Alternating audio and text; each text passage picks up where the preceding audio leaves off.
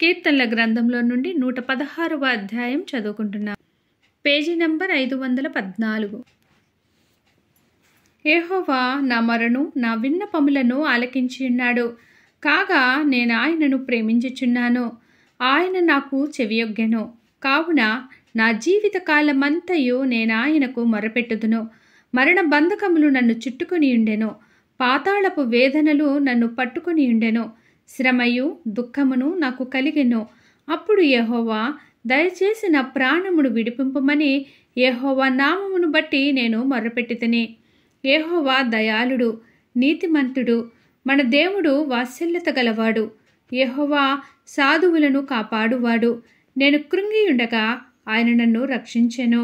నా ప్రాణమా, యెహోవా నీకు క్షేమము విస్తరింపజేసి ఉన్నాడు. తిరిగి నీ విశ్రాంతిలో ప్రవేశింపుము. మరణము నుండి నా ప్రాణమును, కన్నీళ్లు విడవకుండా నా కన్నులను, జారిపడకుండా నా పాదములను నీవు తప్పించి ఉన్నావు.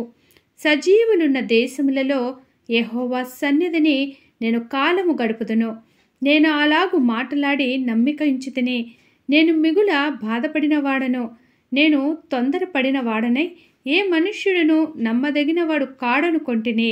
యెహోవా నాకు చేసిన ఉపకారములన్నిటికీ నేను ఆయనకేమి చెల్లించుదును? రక్షణ పాత్రను చేతపుచ్చుకొని యెహోవా నామమున ప్రార్థన చేసేదను. యెహోవాకు నా మొక్కుబళ్ళు చెల్లించదను. ఆయన ప్రజలందరి ఎదుటనే చెల్లించదను. యెహోవా భక్తుల మరణము ఆయన దృష్టికి విలువగలది. యెహోవా, నేను నిజముగా నీ సేవకుడను, నీ సేవకురాలి కుమారుడనై ఉన్నాను. నీవు నా కట్లు విప్పియున్నావు. నేను నీకు కృతజ్ఞతార్పణ నర్పించదను.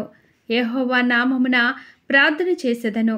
ఆయన ప్రజలందరి ఎదుటను, యెహోవా మందిరపు ఆవరణములలోనూ, యెరూషలేమా నీ మధ్యను నేను యెహోవాకు నా మొక్కుబళ్ళు చెల్లించదను. యెహోవాను స్తుతించుడి. దేవుడి చిన్ని వాక్యమును దీవించునుగాక. ఆమేన్. బైబిల్లో నుండి ఇలాంటి వాక్యములు చదివినిపించాలనుకుంటే కింద కామెంట్స్ రూపంలో తెలియచేయగలరు. దేవుడు మనందరికీ తోడైండునుగాక. ఆమేన్.